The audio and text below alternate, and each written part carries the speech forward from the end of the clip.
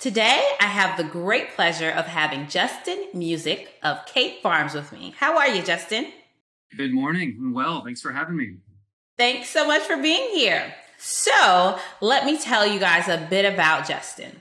He is the Director of Sales Training and Enablement at Cape Farms, a plant-based medical nutrition company. He has 15 years of successful sales and sales leadership experience across the pharmaceutical, medical device, and medical nutrition industries. So, sales training and enablement. Most companies don't even have that position if you're outside of the tech world. How did you start your career? And tell us how you got to where you are now. Absolutely. Well, so I've always carried the bag in terms of sales since I graduated college. So I'm through and through a salesperson at heart. That's where I started. I started with a small kind of mom and pop startup company in the medical device repair world, and kind of cut my teeth for a little bit there. And then I moved into my first pharmaceutical sales job. And from there, that kind of progressed. And I was able to take on more responsibilities. I was promoted into a specialty rep role within that company.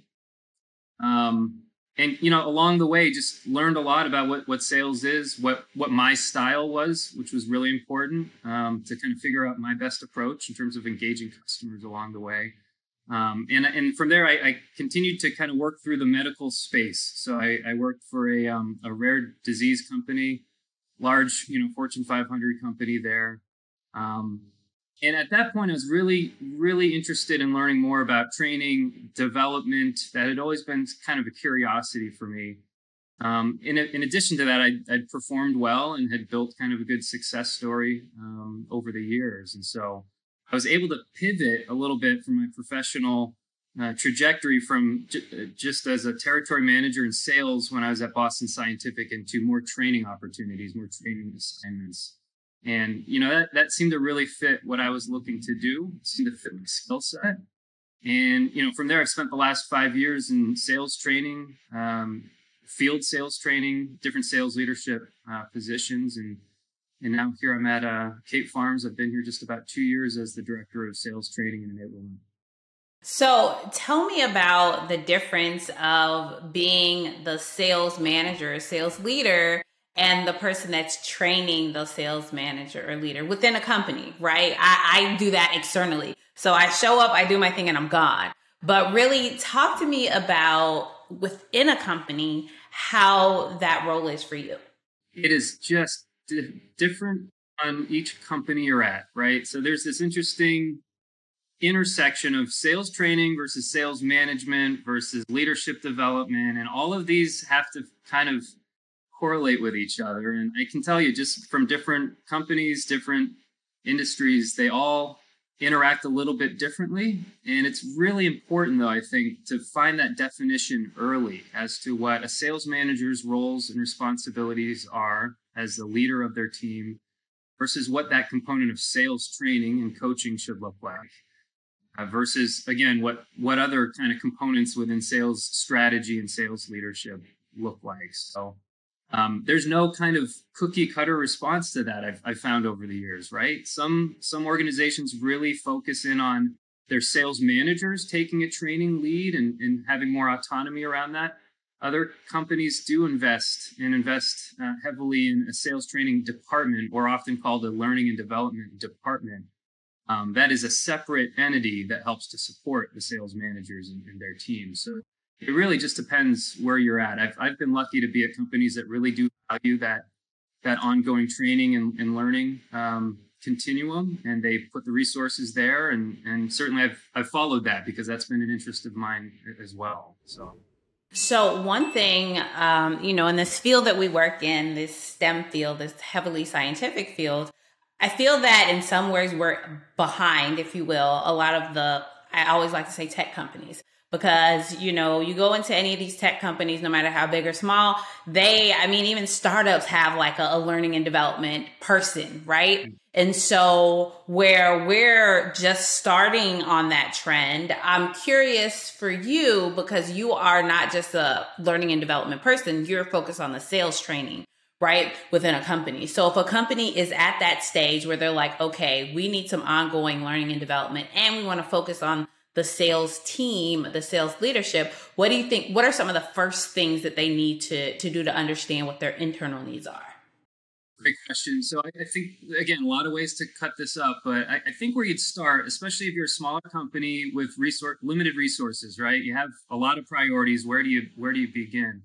One of the things we work on at Cape Farms is really developing our field training team, right? So these are your top performers that have shown success in the field.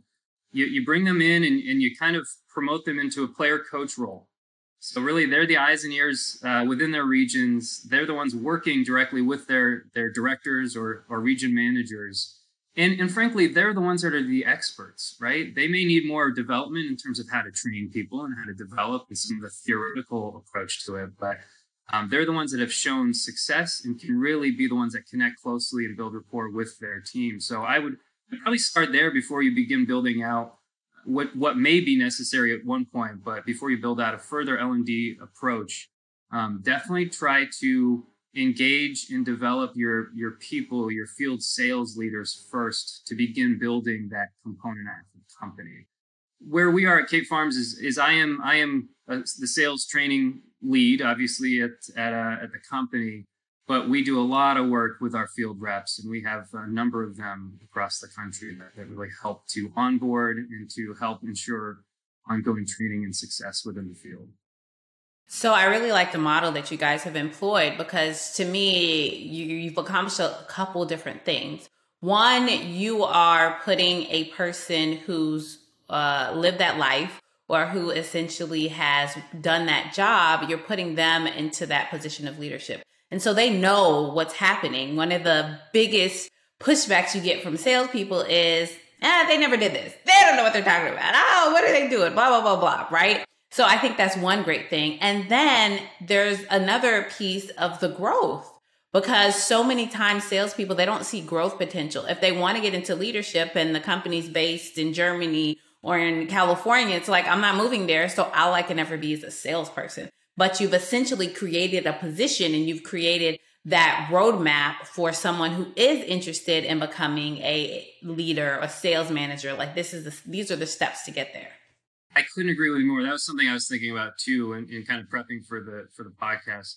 And I felt that throughout stages of my career was, where do you go if you're a salesperson and you want further acclimation to different roles within the organization? I think traditionally salespeople feel siloed in a sense from the rest of the organizational structure, right? And it's because we are salespeople. That's what we've done, and that's our identity, and we're really good at it.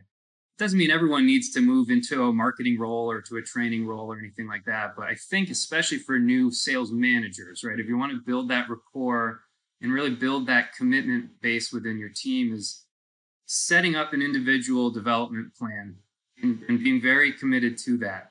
Because I think there is a sense that, well, I'm in sales. Where do I go next? How do I really leverage new skills and have a chance at other opportunities? And so this is the surefire way of doing it. It's a symbiotic approach, because they get the development they want. They become leaders within their teams, and we're getting an incredibly important, valuable part of training accomplished with them in the field, engaging their peers.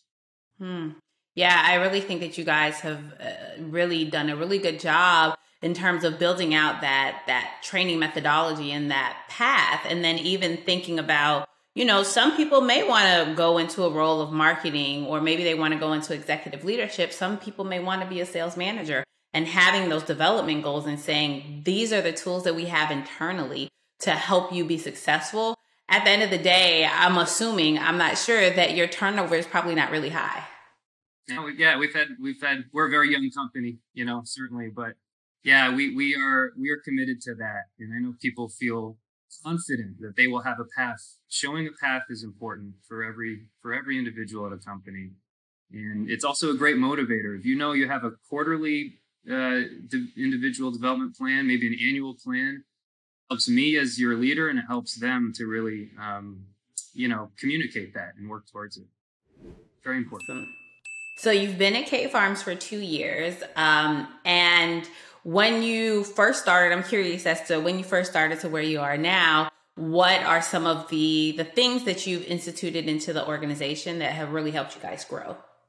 Yeah. So obviously, end of the day, it's about moving the number and exceeding goals. And you can never take your eye off of that. But I've learned over time, and again, as an individual contributor, progression through my career to becoming a trainer and a director, it's important you meet people where they're at. And what I mean by that is being, as a leader, able to flex and accommodate their learning styles, their selling styles, personality styles. All of these things have to be accounted for when you're a sales leader. I think as most sales leaders or newly minted managers, you want to kind of replicate how you've done something because you've done it well, and you've been promoted potentially because of it. And that becomes a cookie cutter approach, and that doesn't always work for everyone. If you have 7, 8, 9 people on a team, you're really trying to engage. So I think one thing I've really learned is you have to be able to accommodate each individual if you're going to get the most from them. Oftentimes it might feel like a lateral sidestep in terms of what our overall goal is. That's to move the number and improve revenue. But if you do it then and you commit to that approach, it'll pay dividends in the future because they're going to be confident in who they are with their customers. They're going to feel like they're really, really valued, and they're going to know you understand what they need. I think that's really important.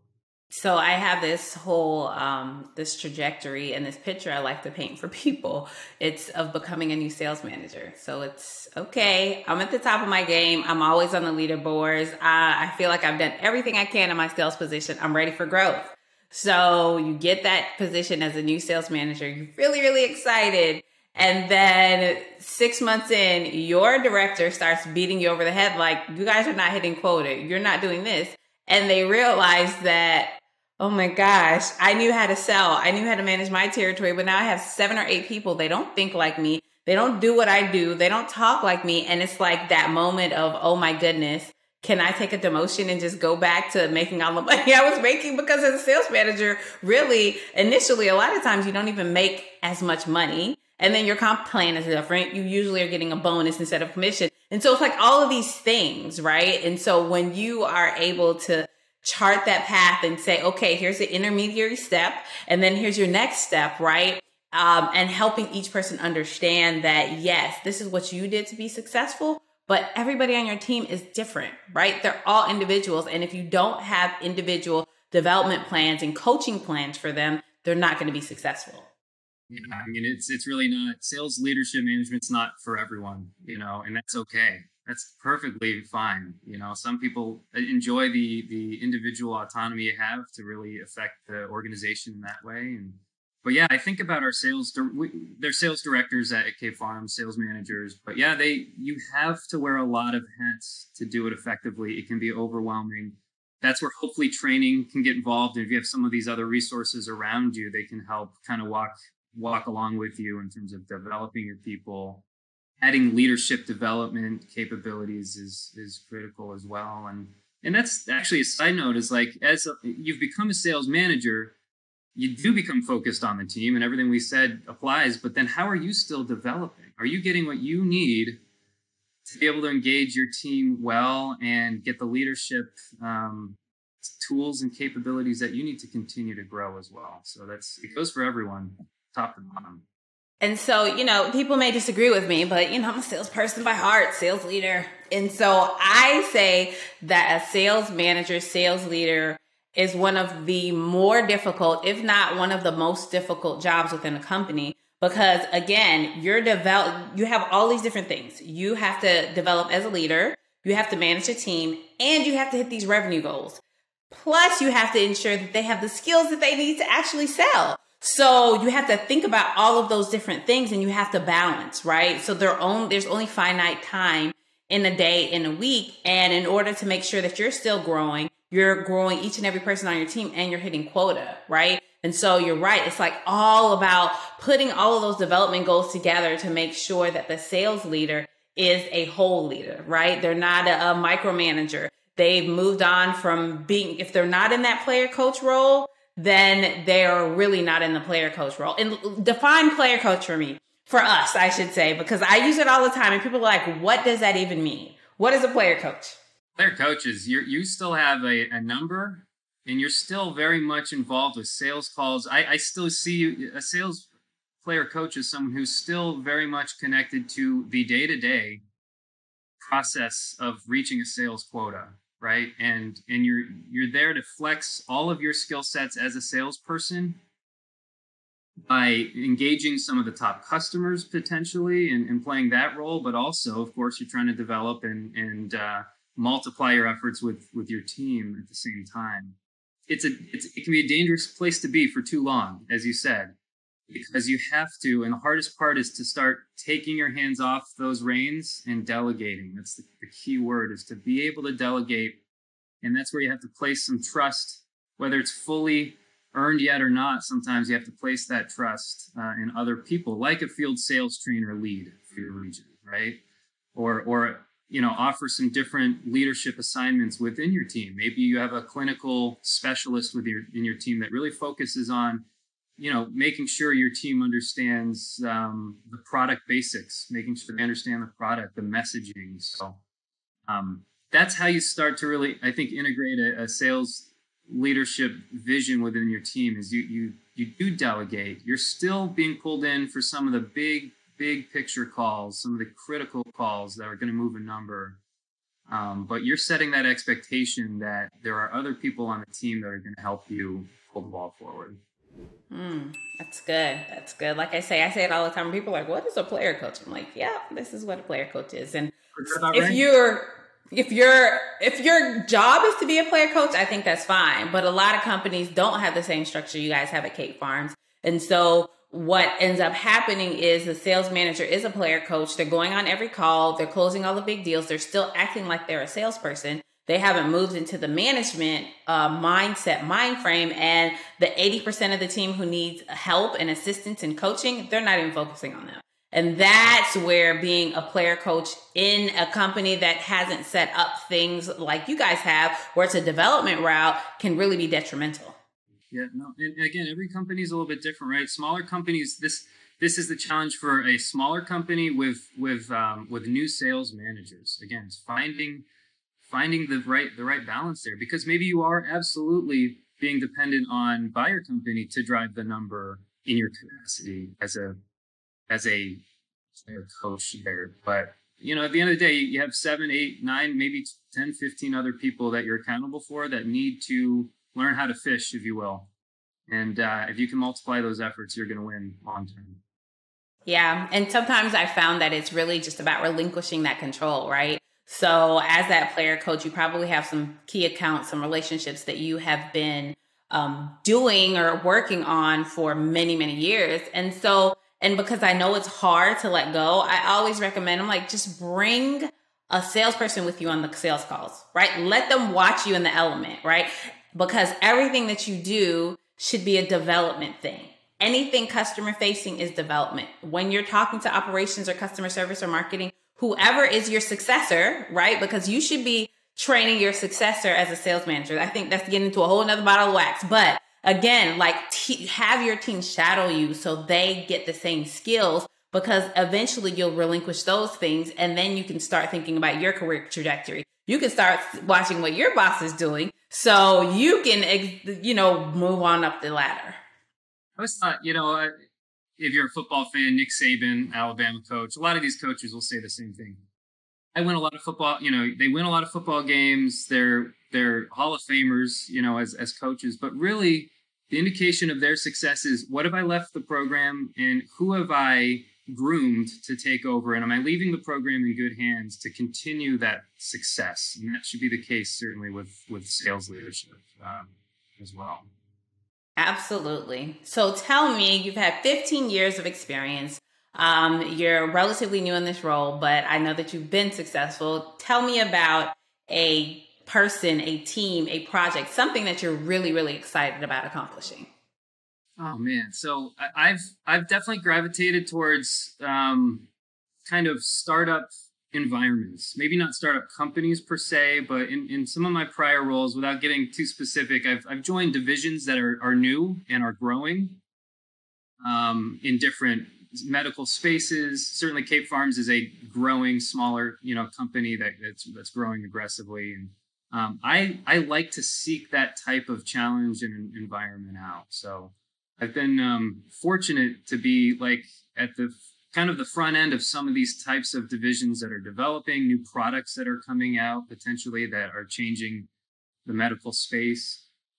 So to me, like just generally speaking, I love that challenge of being able to leave my footprint, if you will, on a small organization that's growing and growing quickly. So I think I've had a lot of medical sales experience, so certainly that's where I draw from. But in a prior medical device role, I had a couple of what were more than year-long sales that were high-level hospital sales that took, like you said, 12, 14, 16 months to close.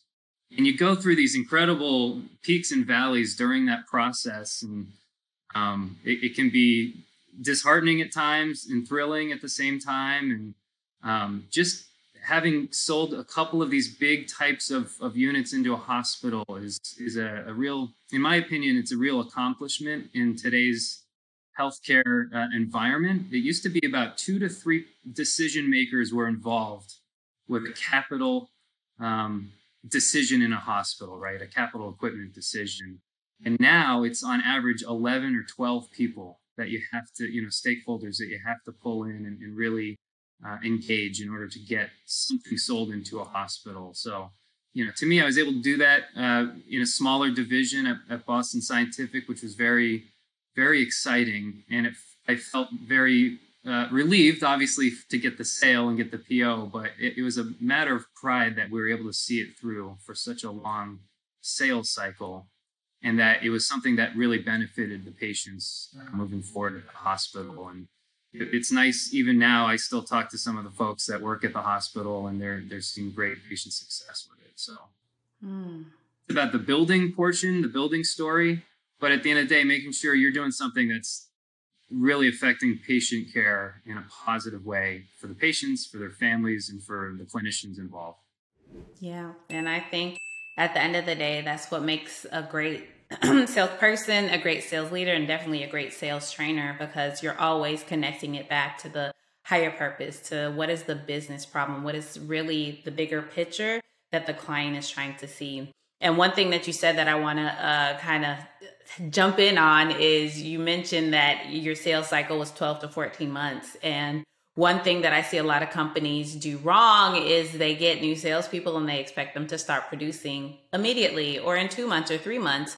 And I'm always under the belief that it takes a good salesperson anywhere from 6 to 24 months to become autonomous. And so if your expectations are less than 6 months, and if you're selling 6-figure, 7-figure deals, it's going to be longer because it's a longer sales cycle. There's a lot more decision makers. There's a lot more red tape you have to go through. So I think really that story that you shared with how you were able to push through, and you're still talking to those people many years later because you were passionate about the work that you did. And it took you so long to win the PO that you got that satisfaction at the end. No doubt. And you can't you think about different points in your development and sales. And I think about my best managers were not necessarily my favorites, right? They're not your best friend, but they were the ones at times that gave you the really hard, critical feedback you needed to become a better professional. And I think that's important as you think about new managers and trainers and field rides and continuing to develop a training curriculum is, you don't want to just check the box with your rep. You do really need to provide some of that honest feedback if you see it. Maybe that sounds obvious, but having hard conversations is not ever easy, just in general. So, yeah. Yep. The best sales managers are the ones that, after they give you feedback or tell you, hey, do this or do that, you go and you're like, in the back of your mind, you're like, oh my gosh, they get on my last nerves, blah, blah, blah, blah. Then you get over that and you go do what they say and you're like, oh yeah, but I guess they actually knew what they were talking about. But you never tell them, right? You never say, oh yeah, it works. You just do it. Okay. Awesome. So, Justin, this has been an amazing, amazing time. I really enjoyed chatting with you. and really learning about the trajectory of your career and how you have built a training program, a department within your company. Thank you for joining today. Thank you so much. I love what you're doing. Thanks for having me. Appreciate it.